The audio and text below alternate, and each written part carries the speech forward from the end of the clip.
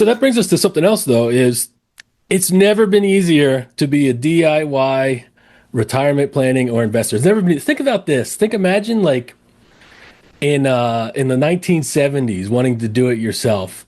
You'd have to go to the library, you'd be reading through things, you'd be like, all right, what is nowadays, I mean, all the information is right at our fingertips, right?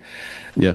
Now that comes with its own slew of problems for as great as it is. And it's like understanding the context, knowing what applies to you, knowing what follow-up questions or what questions you should be asking. There's just so much out there, and I mean, I would just put a word of warning, and I'm not trying to be the guy saying get off my lawn, but a lot of the FinFluencers, the financial influencers out there, again, going back to the IUL, there's no secrets. There's always trade-offs. There's no hacks. There's no, there's always something to it. And I think, you just got to approach a lot of that stuff for any of our listeners who get kind of caught up in it. There's no shortcuts to this thing. And you got to ask yourself, whoever this person is providing the content, there's a ton of great content. Just ask yourself, who is their audience? Is it me, or are their audience a young tech worker, or is it like who is the audience? What is their incentive? Are they getting paid to maybe create content, or is this part of a stream to bring in clients to their business?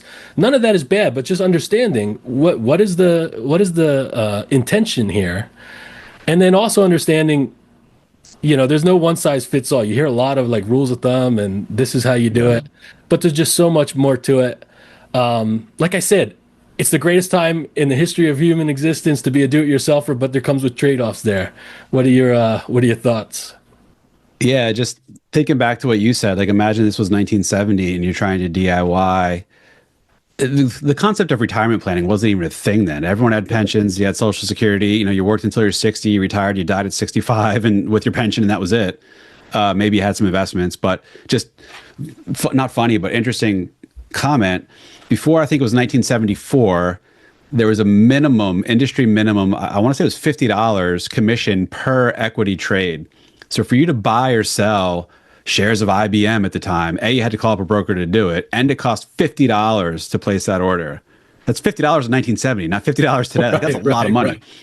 And then some point, I think 1974, it's called May Day, the industry got rid of the minimum level of commissions, and that blew open the door for like the discount brokers and Charles Schwab, and now we're paying zero commissions to buy or sell equities or ETFs. Now, granted, brokers are still making money on people, but not through $50 per trade commissions.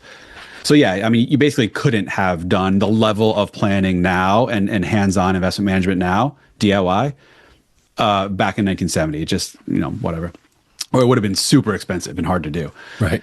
So I agree. Technology and social media are some of the best and worst things to happen to us as a society, as an industry.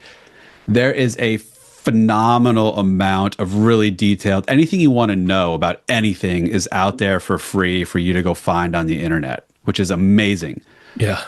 There's also basically no filter, no restrictions on any clown doing and saying whatever they want to do, no matter how wrong the information is, like the FinFluencers.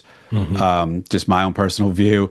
Anytime someone's like, here's a secret the IRS or the rich don't want you to know, just stop, turn around, like run away from that person, because they're trying to sell you something and they're trying to be flashy about it. So it's hard to sift through. And the people who know the algorithms, know the process well, the really good FinFluencers, like they will get you hooked. Is their information always good? No, not always. Is it right for you? Is it personalized? Is it specific? Generally, no.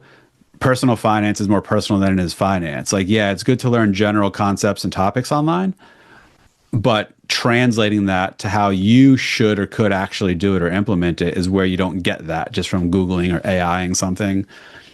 So I have mixed thoughts. I mean, I definitely see a lot of worst case scoundrels and nefarious people looking to take advantage of others through finfluencing and social media. I see others who just have good intentions but really don't know what they're talking about, which is dangerous. And then there's just some fantastically good and thorough, legit, give it away for free content sources out there about this stuff. So you gotta have to, again, I don't have a great answer how best to sift through this. Do you have anything wise to share here? No, I don't.